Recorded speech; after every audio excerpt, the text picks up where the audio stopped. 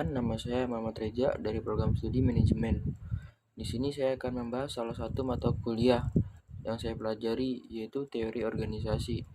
Dalam mata kuliah teori organisasi itu sendiri membahas tentang dasar-dasar manajemen, manajer dalam kegiatan manajemen, lingkungan dan budaya organisasi, tanggung jawab sosial, etik dan etika manajemen, dan yang terakhir manajemen strategis.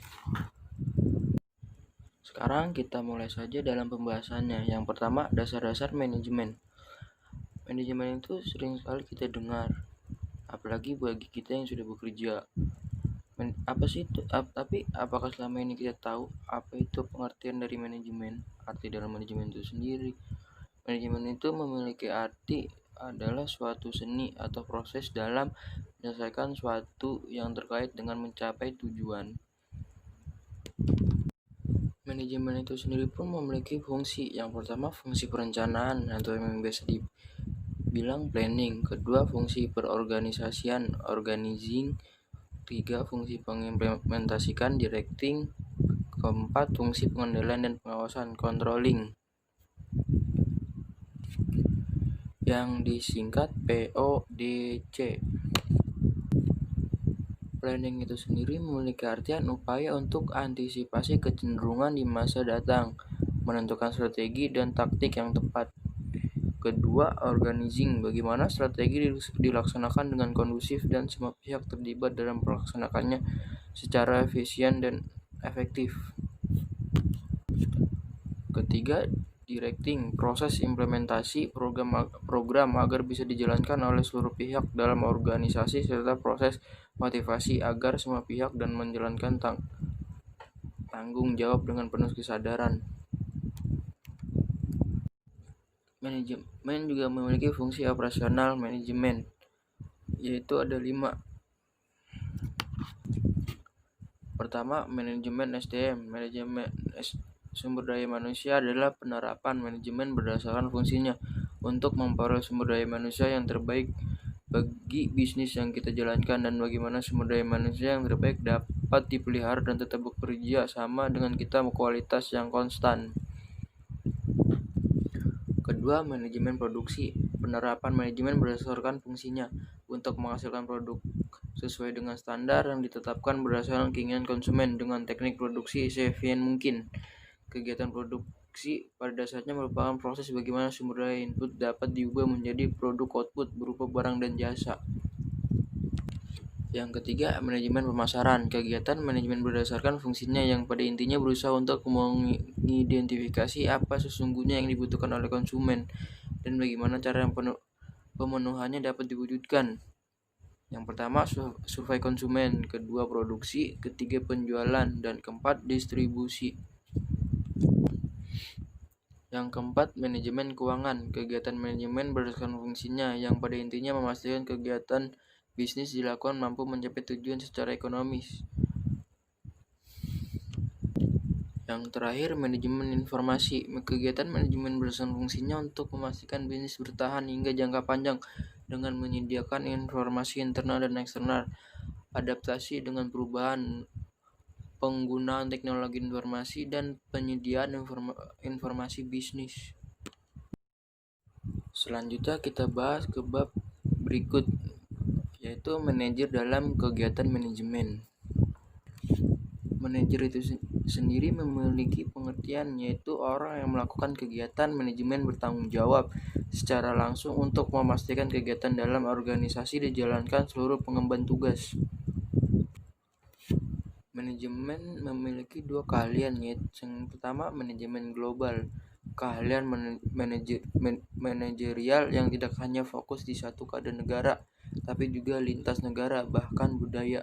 Kedua, teknologi, ahli dalam mengikuti dan menguasai berbagai perkembangan teknologi yang terjadi. Yang harus kita ketahui juga, manajemen juga memiliki tingkatan dalam organisasi. Tingkatan yang pertama yaitu top management, disusul middle management, kedua supervisor, dan ketiga non supervisor. Ringkasannya, manajer adalah orang yang menjalankan kegiatan manajemen agar kegiatannya berjalan dengan baik. Manajer harus memiliki keahlian yang diperlukan agar para manajer dapat menjalankan fungsinya, seperti teknis, konseptual, komunikasi, pengambilan keputusan, dan pengaturan waktu.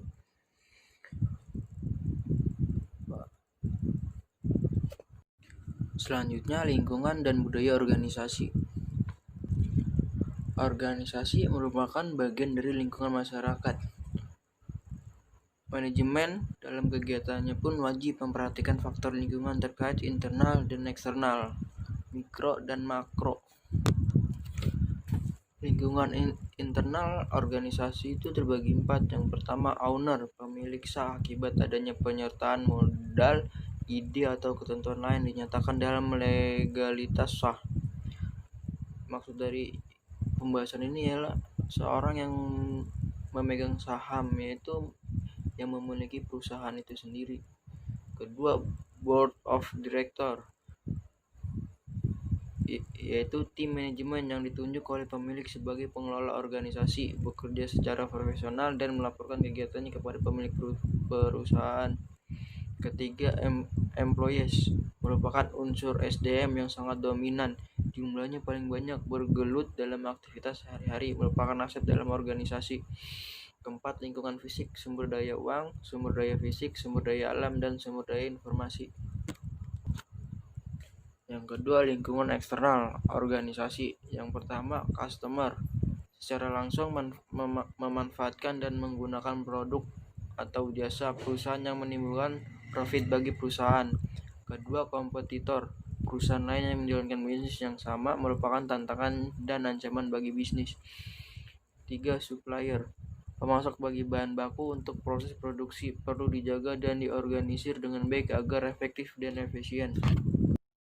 Yang keempat, strategi partner, perusahaan lain yang menjalankan bisnis berbeda tapi jadi mitra yang menguntungkan kedua belah pihak. Kelima, regulator, pihak yang berkepentingan dalam menciptakan kegiatan bisnis yang aman, adil, dan seimbang.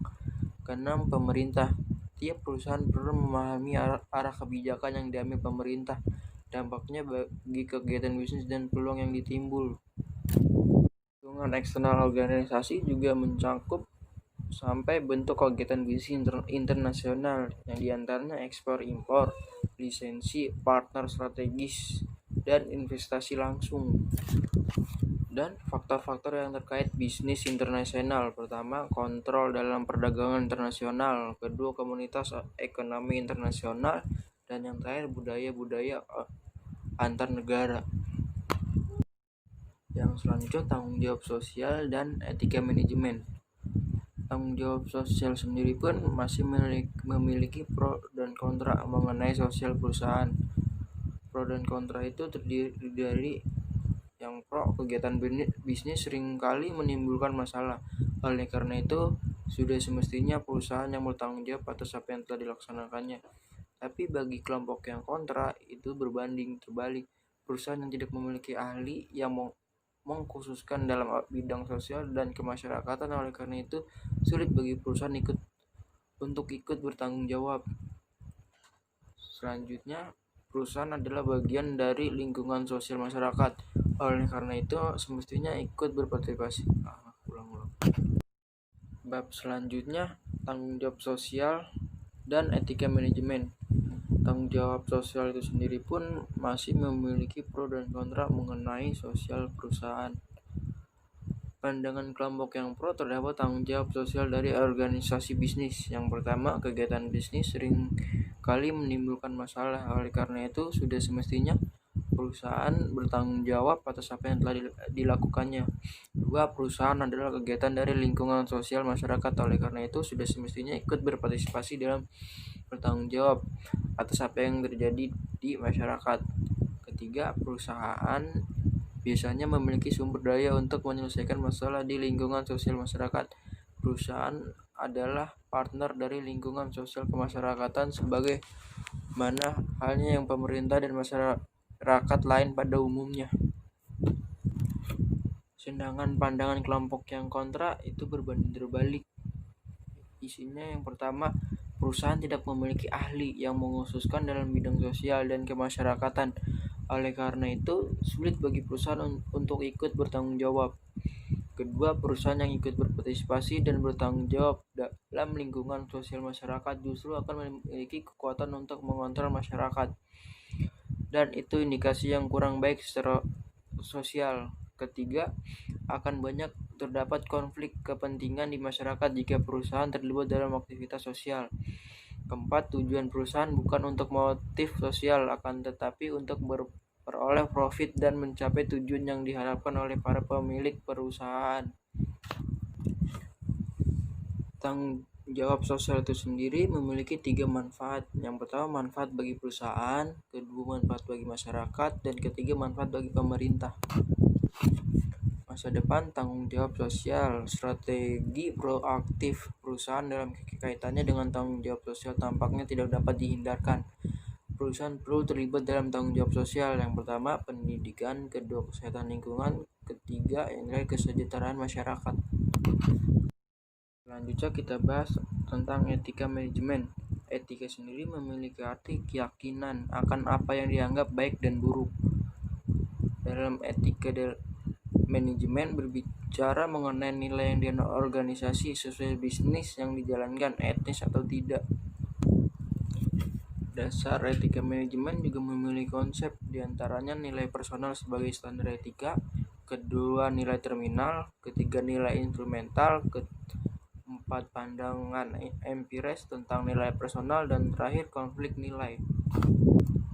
Ada beberapa isu yang seputar etika. Yang pertama, narkoba, korupsi, pencurian, quality control, penyalahgunaan informasi, penyelewengan pencatatan keuangan, penyalahgunaan aset perusahaan, PHK, polusi lingkungan, persaingan tidak etis, penggunaan SDM di bawah umur, hadiah atau dalam artian suap. Manajemen strategis perusahaan.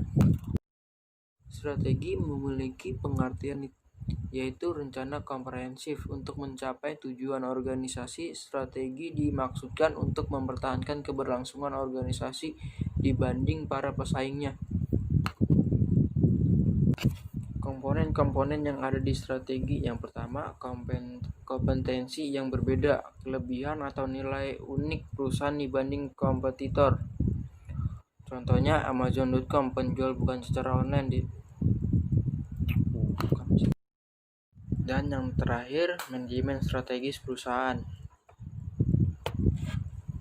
Pengertian strategi itu sendiri rencana komprehensif untuk mencapai tujuan organisasi. Strategi dimaksudkan untuk mempertahankan keberlangsungan organisasi dibanding para pesaingnya. Strategi itu sendiri memiliki komponen. Yang pertama, kompetensi yang berbeda, kelebihan atau nilai unik perusahaan dibanding kompetitor. Contohnya Amazon.com, penjual buku secara online di seluruh dunia. Kedua, ruang lingkup, lokal, regional, serta internasional adalah salah satu contoh yang ruang lingkup organisasi. Ketiga, distribusi sumber daya. Bagaimana sebuah perusahaan memanfaatkan dan mendistribusikan sumber daya yang dimilikinya dalam menerapkan strategi perusahaan. Strategi sendiri memiliki beberapa jenis. Yang pertama, corporate level, business level strategi, dan yang terakhir, functional level strategi.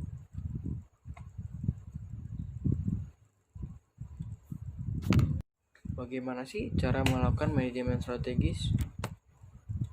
Yaitu dengan proses penyusunan strategi. Yang pertama, penilaian keperluan penyusunan strategi.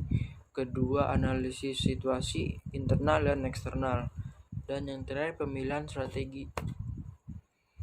Analisis situasi eksternal dan internal yang disingkat SWOT, yang S artinya strength, yang W artinya weakness, yang O artinya opportunity, yang terakhir threat.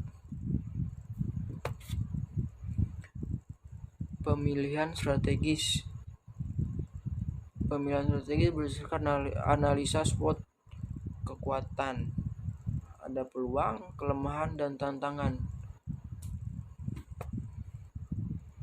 Proses menjalankan strategi manajemen. Yang pertama, penentuan tujuan. kedua penyusunan strategi, ketiga administrasi, dan yang terakhir pengendalian strategi. Tingkatan strategi. Yang pertama corporate level, kedua business strategi,